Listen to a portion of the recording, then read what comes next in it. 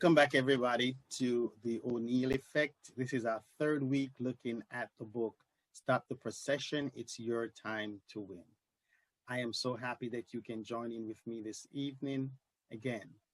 The last time that we met, we ended the program on the first part of the book, or the first chapter of the book, dealing with the procession. So I want to pick it up from there today and move into the second chapter of the book, which will be dealing with, will I ever get a break? So let's just piggyback from the first chapter into the second chapter. So I want to start off by saying sometimes the focus is too much on the damage that has already occurred and not on the fact that you are still here. See, on your processional journey, you may hit some targets, but focus on the fact that you're still here, because being here gives you the power to fix the damage. That's powerful. Fix what has been damaged or broken and get back on the journey to your destination. The sad reality of the matter is that you will always have winters and the risk of sliding, and it may have the feeling of never able to get a break. But every time you hit a roadblock, get back up and keep going, keep on moving. The procession is the reaction of movement. As long as you are not willing to be stuck, you will always run into your encounter or your change. Too many people are left asking the question, will I ever get a break? Or will the constant sliding in my life continues? So let's deal with that for a moment. Will I ever get a break? That is a question that is famously asked by individuals who feels like they're always having things hurtled at them. So while you're getting over one issue, another is waiting to take its place. And sliding away from purpose and destiny will continue if you do not know how to stop the sliding. We're also going to deal with that in the topics ahead. How do I stop the sliding in my life? This can be a very frustrating position to be in. See, some people call it bad luck. But whatever you might call it, you can say it is an unsettling feeling to always feel like no matter what you touch, falls apart. It's like you never get a chance to enjoy something. It's like all the bad luck of life is following you. Well, can I tell you that's a myth? And here's the reason why. Because in this book, I am going to show you that what you call bad luck, I call it lesson. Because you have to go through some lessons so that two things can happen. One, that you can have a backbone to be able to handle the next phase of your life. Number two, you go through that because you need to be a teacher to somebody. You can't teach somebody something that you have not experienced. You see, life will sometimes come at you hard and fast. You feel like things just kept going at you, just kept going at you. It's like one here finished and another one takes its place. It just kept going at you. And you wonder what in the world is happening. It doesn't wait for you to get over one struggle. It just makes it seem like nothing is working out the way you want it to. It is like you're always working hard for everything, while some people, Looks like they are always getting ahead no matter what they are faced with. And you're always having setbacks. And so you're asking yourself, will I ever get a break? See, the purpose of this book is to show you that break is coming. Yeah. And the problem I have is that many of us, we have lost ourselves in the process of the setbacks that we're having. We've lost ourselves. We've lost our drive. We've lost our motivation. We've lost our will to get up. You would have to love life to live life. Say that again. You have to love living to live. You have to love living to live.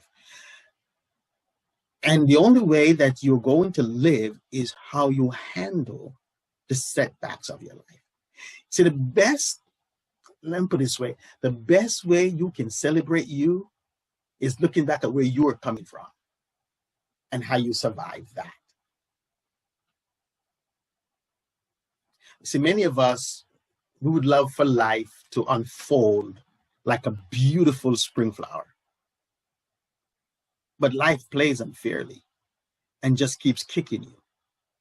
And while you're down, when you feel like you're getting over, life just kicks you again. It is testing you. It's looking to see your strength. It wants to know how you're going to handle every situation in your life. Now, some of you call it the devil, some of you call it warfare, some of you call it different things. At this moment, can I call it life? That's life. You see, let's go back to the Bible for a moment.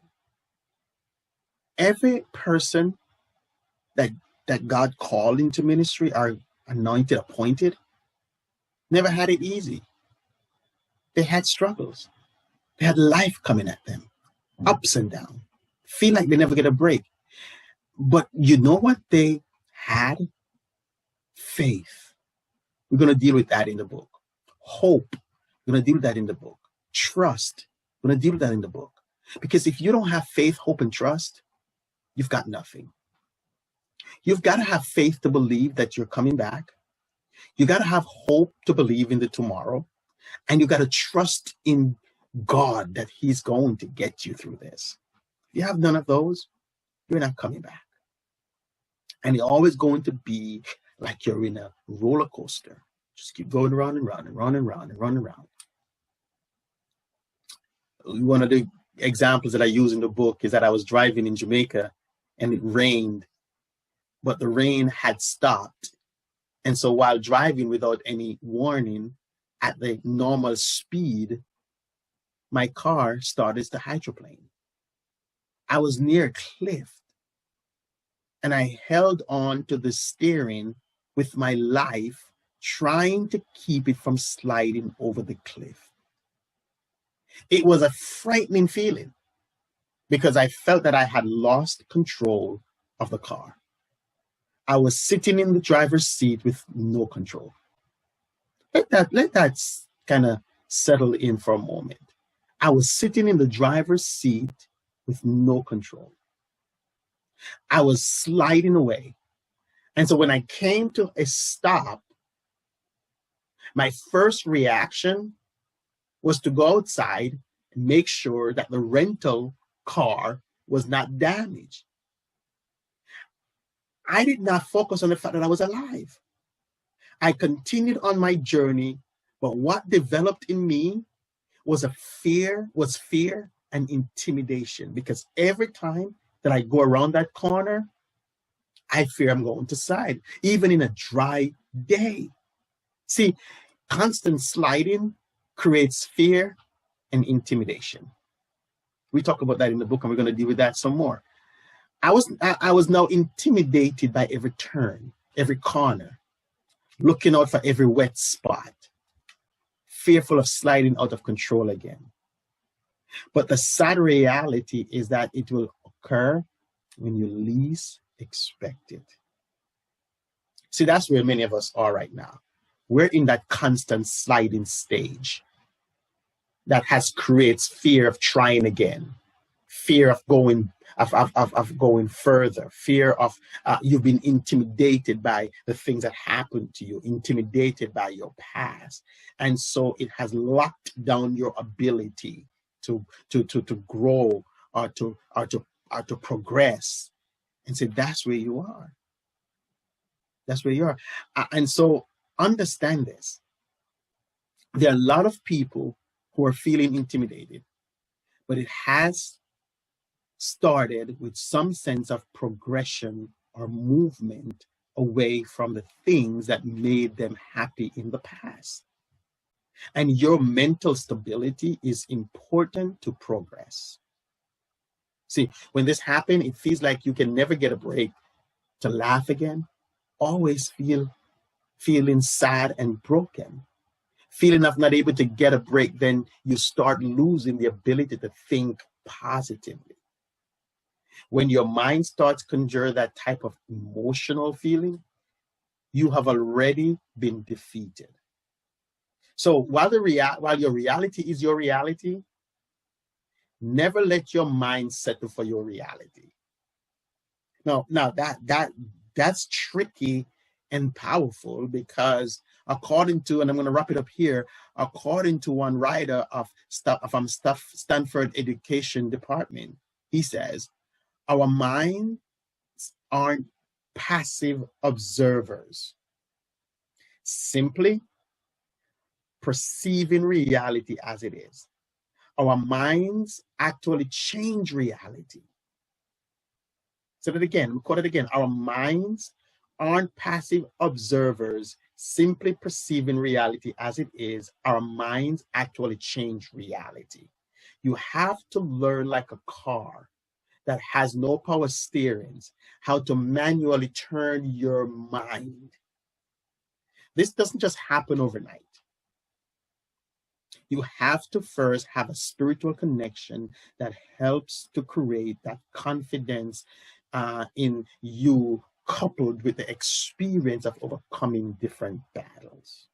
So, as we wrap this up, to be able to train your mind in thinking positive things is for you to be able to visualize positive things happening in the constant sliding of your life. This is when you see it before it happens. This will be more highlighted in the book as we go on. And so as we wrap it up today, and as I've said in the last 2 sessions, please go out and get this book. Pre-order it for $20. Or if you want to be an investor, say, Bishop Oneil, I believe in you. I've been on for the last 2 weeks, and the book has really touched me, ministered to me. I want to sow a seed in helping getting this book out. Go to Cash App, 201-966-8814. Use that number. Or go to Zelle and use Oneil Ministries. It's Oneil. Oneil Ministries at yahoo.com. I'd love your support to get this to the final stage of publishing. Thank you, everyone. And thank you for being a part of the 3rd week of the session on Stop the Procession, the Oneil Effect. Be blessed.